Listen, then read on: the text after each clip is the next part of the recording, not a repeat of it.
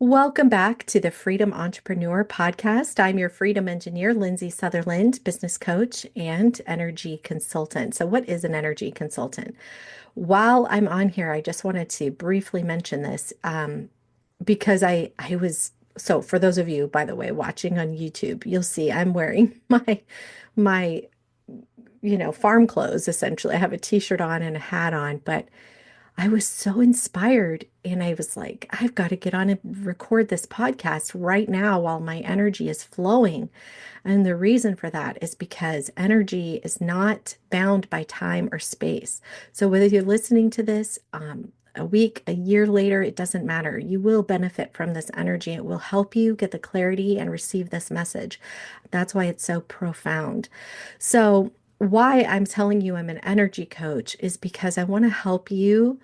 I want to help you to manage your energy. We take a lot of time in the world to pay attention to the food we eat or to take care in our day-to-day life in various ways, maybe how we dress and those things.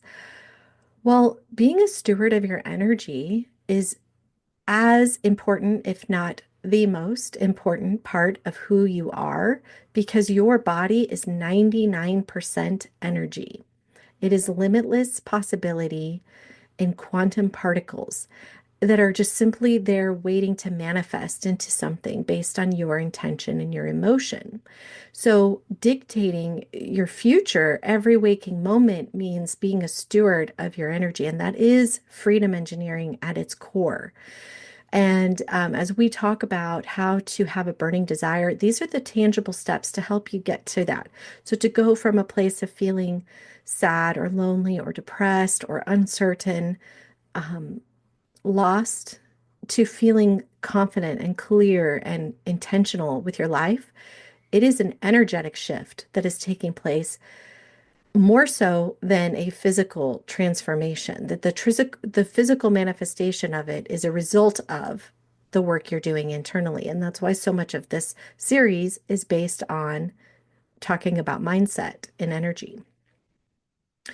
Okay, so today we are talking about a burning desire, how to manifest a burning desire. So if you have a goal, say you are working in a regular W-2 job and you feel restricted, you feel limited, and you want something more expansive, and perhaps you want more money, you want a promotion, you want to have a career that's working for yourself. Maybe you don't want to work at all. It doesn't really matter what is speaking to you. What matters is that you have this desire.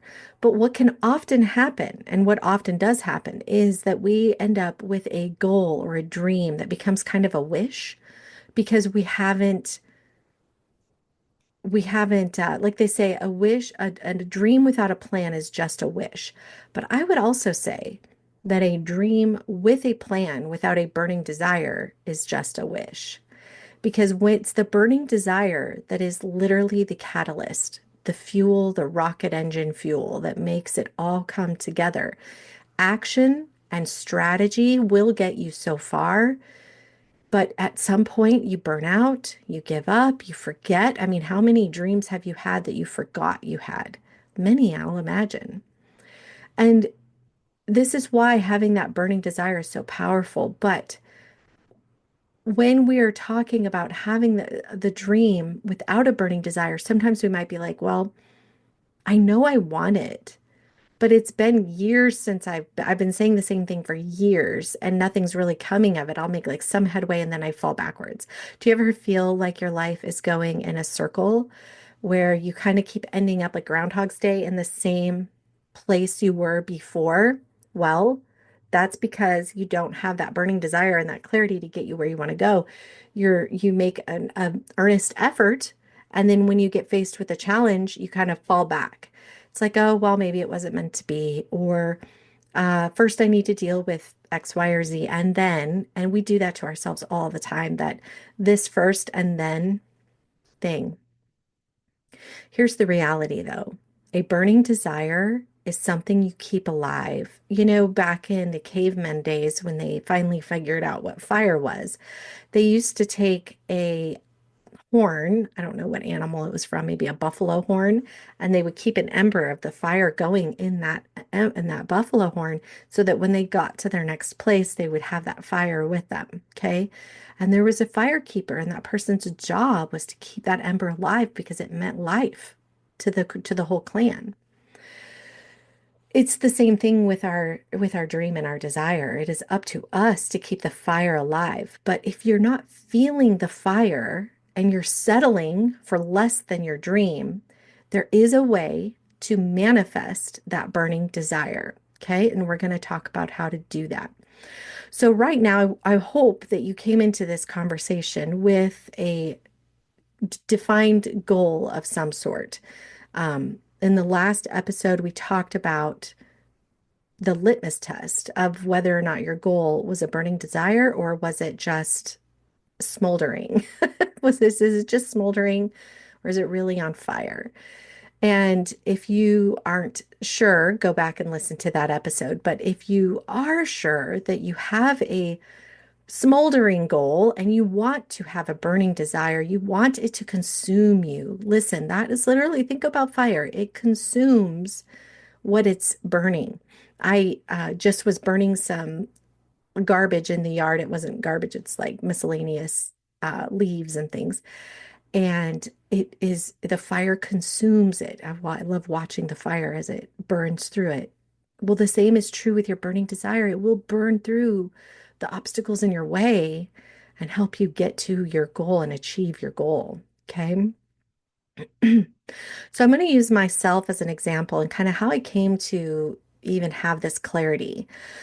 So, working with my own coach, my business coach, I have set the intention with her when I started working with her about 6 months ago that I wanted to earn $40,000 months, and I'm tired of working with coaches and getting focused on my, this is what I told her. So just bear with me here because it's kind of funny now that I'm saying it. But working with coaches that want to have me work through relationship challenges or work through mindset challenges and all of this. And I told her, I said, I'm not opposed to it. I'm not opposed to working through mindset. Of course, I love mindset stuff. But in that moment, I was really determined that I wanted a physical transformation. And I have worked with coaches in the past who promised me that. And then it was more of a relationship type coaching. And I just didn't want that. I wanted to be very clear up front with what I was expecting from this relationship with her.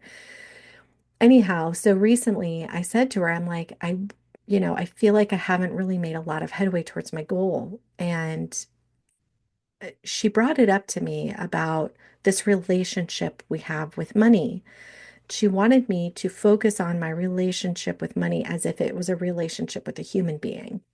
So, in my deep thinking past that day, I started really realizing that this goal that I have of attaining tens of thousands of dollars a month is something I've been talking about for a long time. Talking about, talking about being the operative word here. So if you have a goal that you've been talking about for a long time, like I want to lose weight, I really want to go to Hawaii. I One day, someday I will. Okay, we're going to bring your someday dream to a firm burning desire so you can achieve it sooner. Because what I discovered through this process of my deep thinking is I didn't have a burning desire. I had a desire, but it wasn't burning, it was smoldering. It would be like, it'd be nice if I could make 40 grand a month. But if I'm only making X number of dollars and I'm making it by and I'm okay. Meanwhile, I would sometimes pride myself on how resourceful I was with the limited number of dollars I had. And that's so contradictory to the goal I was saying I had. You see where I'm going with this? This is what I was talking about when I say that our brains are like the masters of deception. We are the masters of fooling ourselves. So we're like, it's like saying, if I'm overweight and I've been overweight, and it's like somebody walk up to me and say, "Well, you must enjoy being overweight." I'd be like, "No." Why do you think that? Well, because you're not doing very much to get out of your situation, that, I would be extremely offended. Why am I offended? Because the truth is, I'm not taking those steps to do something about it. I am allowing myself to stay in that state, and it's offensive. The truth is offensive and it's triggering when there's work to be done in that vein of thought. Okay. So there will be something that's going to come up here. And this is what I call a sponsoring thought. Okay. So a sponsoring thought is when you have a subconscious thought that's truly dictating the outcome. So I don't know how much you know about your thoughts and how powerful they are. But what you speak about, what you think about, what you talk to other people about, everything you do, you put energy into, you are creating with your word, whether that be a positive or a negative. And what can happen is we might have like 10% of the time where we're like, it'd be nice to have 40 grand a month, but, and then there's the sponsoring thought, right? But what, Lindsay? Well, it's this was my sponsoring thought, which is what came up for me was I believed that I have to work hard to earn money. And this came from my coach asking me about my relationship with money because I realized in my mind, money can only come if I physically work hard. And that was something that was ingrained in me as a child. My dad was a hardworking man. I was raised to be physically hardworking. My whole sense of self-worth was centered around my output, my grades as a student, my rodeo queening days. I was only successful. I only won the crown when I was the best. It's like who I was very much centered around work ethic. I would be complimented for my work ethic. I would pride myself on my work ethic. I would judge others for having a bad work ethic. So you see, that was my sponsoring thought was saying, well, golly, if I'm going to make $40,000 a month, I bet I'm going to be working so hard. I'm going to burn myself out. I won't be there for my family. And now, this is the powerful moment, okay? The powerful moment is when you recognize that sponsoring thought and you use it to clarify your dream even more. When I changed it to say, I want to harmoniously earn $40,000 a month, where I feel balanced and enjoy even just saying that right now, I felt lighter. My energy lifted. It felt true. It felt good. It felt achievable. Now, the trick is sometimes we get stuck on the how. Our brain wants to say, well, how is that going to happen? How will I make the $40,000? Listen, I've already done the math and proven to myself on paper that it's possible. Okay. But I still didn't follow through with that action because the burning desire, this mindset that was blocking me. So it's in order to get to that burning desire, it's important that we uproot the sponsoring thought that is telling us why our dream is not going to pan out in some way, shape, or form.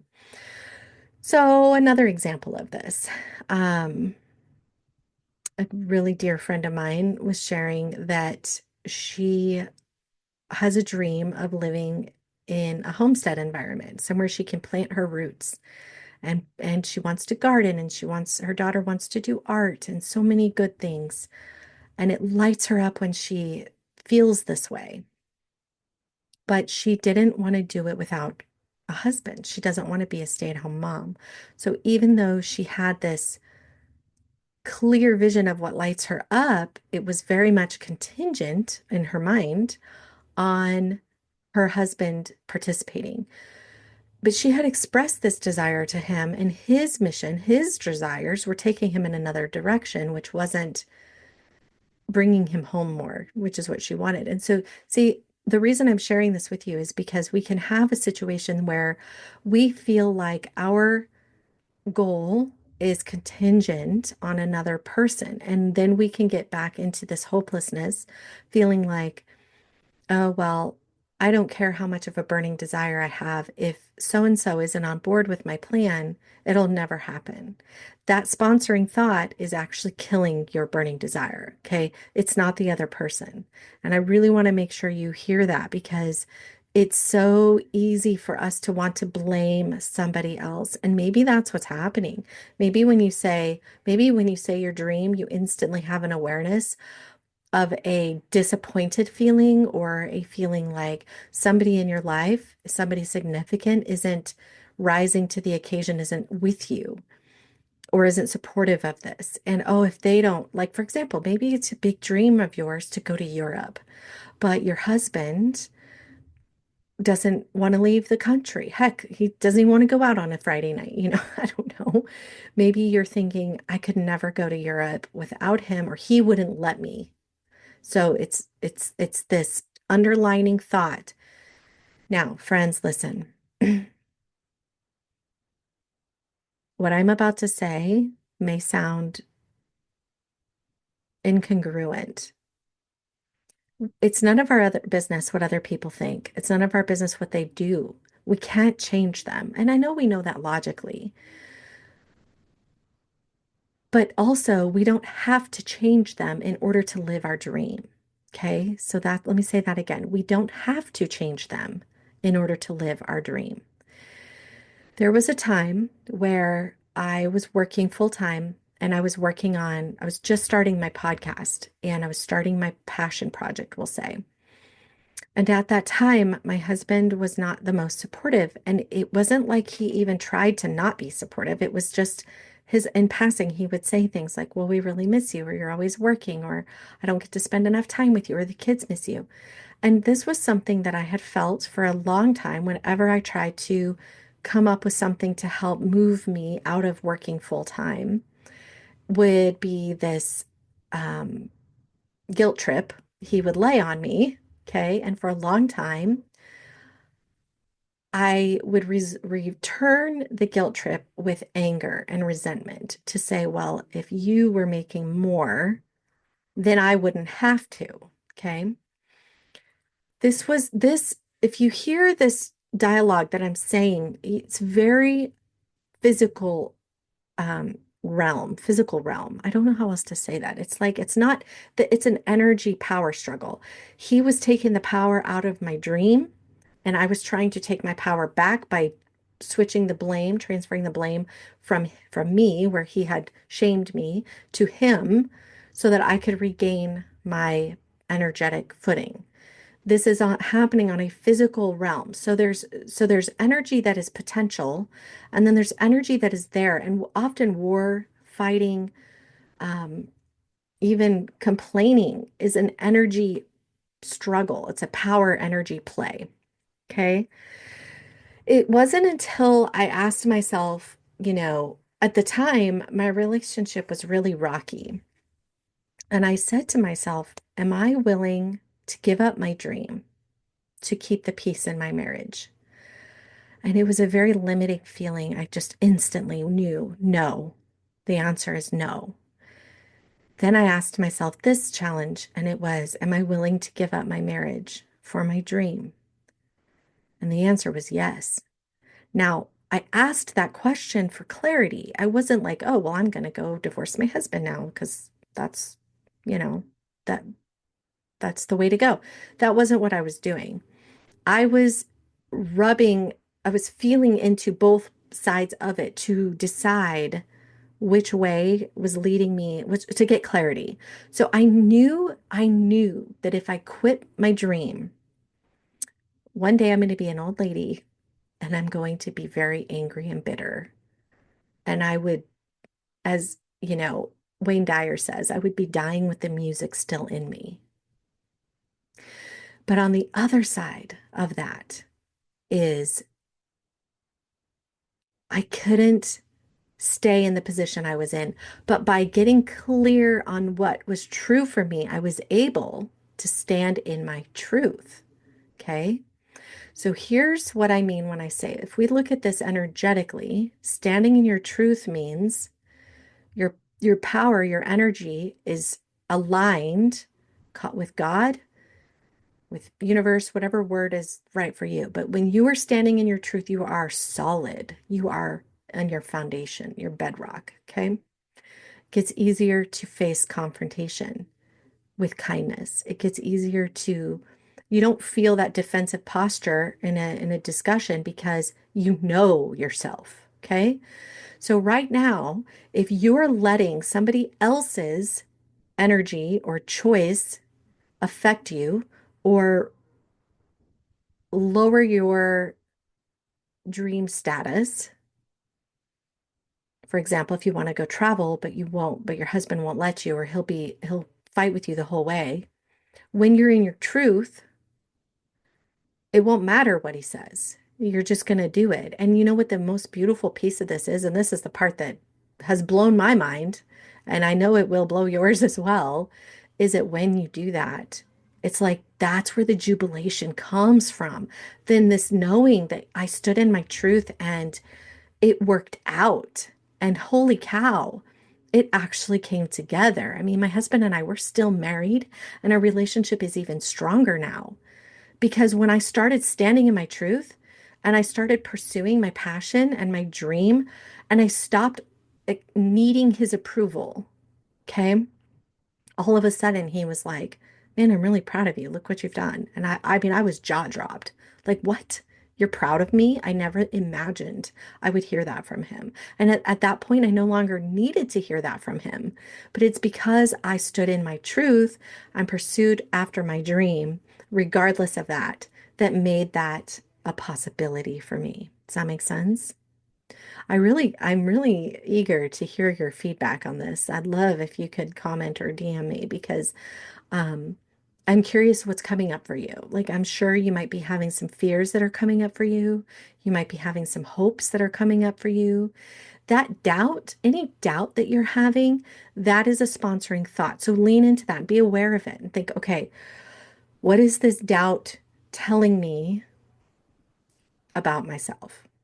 Because in order to manifest a burning desire, you want your desire to be so clear and non-negotiable, which we talked about last time, that nobody is going to stand in your way, even your closest people, because it will be your closest people who usually do stand in your way, guys. Like that's just the way it goes. Um,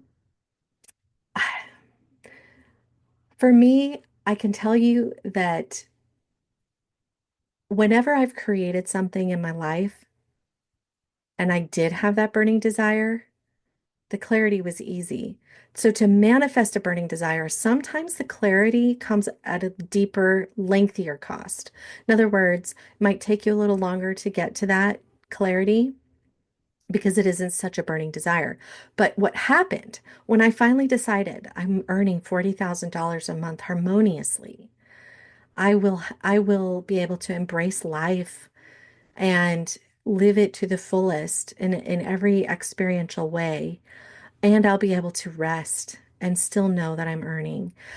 There is this peace that comes with that, and the clarity comes with that. It like I can spin it up from there, like that. It almost gets legs and wants to go on its own. I can keep going into that dream of mine. There isn't something that comes up for me that feels like an energetic block. There's no doubt. The only doubt that I want you to ignore is the how. Well, I don't know how. Now, if it's genuinely true that it's because you don't know how, then the how comes from God. He is the way maker. The universe is the way, limitless possibility, quantum physics, call it what you want, call it science, call it God. It doesn't really matter. It is the way maker. It will move the mountain so that you can have the dream. The how, when we get stuck in the how, um, it is limiting. We limit that possibility. And we want to stay in that expansiveness. So put a pin in the how. It's okay today if you don't know how. What I know is possible is. And then you focus on what is possible because of the limitlessness of who you are. I don't know how long I've been talking here, but I want to say, um, this last piece when it comes to creating that burning desire. It is possible that this becomes a habit you want to embrace, is fluffing the burning desire. Okay. So let me say it like this. First, I want to preface this with some science. There is a great book I encourage you to read. It's called Breaking the Habit of Being Yourself by Dr. Joe Dispenza. And essentially, there is a relationship of chemical exchanges that happens between when we think about something and when we feel something. So when we have a thought, we create some chemicals that we, our neurons, they're electrical signals that we send to our glands. Those glands then produce a chemical hormone that then goes throughout our body and can recreate more thoughts. And we create a loop that is this thought, emotion, behavior, thought, emotion, behavior. And he goes into a lot of depth. So I'm going to give you the cliff notes here. But what can happen when we have the same pattern of thinking? And so in my case, it was this belief that I have to work hard to make money. That was ingrained in me and it was reinforced over and over with the reward system. So when I would work hard to earn something, I was rewarded by getting the compliment and the result of the earning of whatever it was I was going for. And it just ingrained this belief system. It becomes a habit, a belief system. So what we're doing is we want to create a pattern in a new way. And listen, this is what can happen sometimes, is that he describes this in the book. Our body becomes the mind, is how he words it. And what actually can happen is as we start to deviate from our normal train of thinking. So the normal train of thinking might be, my husband will never let me travel to Europe. He'll never let me go. He'll always stand in my way. Or I'll never make $30,000 a month or $40,000 a month because there isn't enough time in the day for me to work hard enough to make that possible. What happens is our body has the receptors, just like an addict has receptors for the drug that they're taking or caffeine. If you ever fast off of caffeine, you recognize you don't need as many cups of coffee to get the same oomph, right? Because our physical body has receptors and we do go through withdrawals, right? When we are eliminating something our body is accustomed to, when we're eliminating that, we go through withdrawals. And so you will go through a withdrawal period where your body becomes the mind and it dictates the thoughts. This is the moment where people will say, my thoughts feel bigger than me, like they're happening without my control. That's because your body is craving the chemical reaction that comes when you have those thoughts. And I just want you to know that because as you start to spin up the energy and you manifest that burning desire by intentionally leaning into it every day after you've rooted out the sponsoring thoughts, the objections, you get into that like groove. And this is what the groove would sound like. And I'm going to use my goal as an example. So we know that we're limitless possibility. We know that quantum physics has proven that, science has proven that, God has proven that. If you're biblical, if you're a Christian or you are a follower of any religion, you know the universe is ultimate creation and the science is proving that, okay? And as it goes forward, as what happens is we sometimes think, well, I'm just me.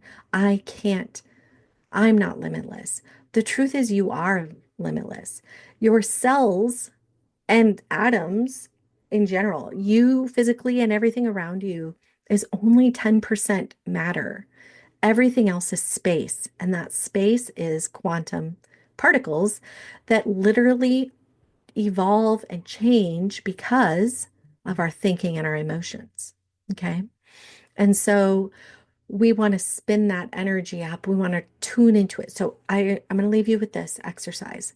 When you have the clarity and you have eradicated this, you've gotten the sponsoring thoughts out, and your goal feels like it lights you up when you say it. So I harmoniously make $40,000 a month. You put your hand on your heart and you breathe into it and you say to yourself, I know I am limitless possibility and that this dream is possible. It is becoming a reality. It has potential. tune into the potentiality of it. You know, again, going back to the new age era when we, just having positive thoughts don't work. For me, they don't work because I felt like I would be lying to myself. When I'm really mad, I'm like, I am happy. No, I'm not. I'm pissed off, right? Like my body and my mind was like, that's a no. That's a hard no. But what is true is that it's possible that I could feel happy. I'll feel happy again. So lean into possibility. And then close your eyes and imagine your dream. So I'm harmoniously earning $40,000 a month. It comes with ease. I'm not thinking about it as much. It's just simply happening. It's normal for me to see $40,000 months in my bank account. It is I'm working, I'm showing up to my work every day. I'm feeling charged by my life. I get to take time off in balance. I get to do things with my kids. I'm working on my farm. I feel so good in all areas of my life. My health is vibrant. My energy is vibrant. And it's amazing. It amazes me because I can remember feeling so limited, but I know now that I'm not limited, and I'm so proud of myself for what I've created. And see, suddenly my words suddenly evolved into created versus I'm creating. Okay? Because as you start digging in and you start like imagine you're reading this story, you're visualizing it. Everything I was just doing, I was there in my mind. You want to live it like it's real for you. That is burning desire. You're getting that clarity. And anytime something comes up for you that is holding you back, you flush it out and you turn it into clarity for your future. So whatever else could come up, well, I don't know how. That's okay because I don't have to know how. He won't let me. That's okay if he doesn't want to let me. I know what I am capable of. I am safe and I can travel. I could take a buddy with me. And even if he doesn't like it, he's not going to leave me over it or whatever. You just keep moving forward towards your goal. Okay, so that is how you manifest a burning desire. It's a daily process.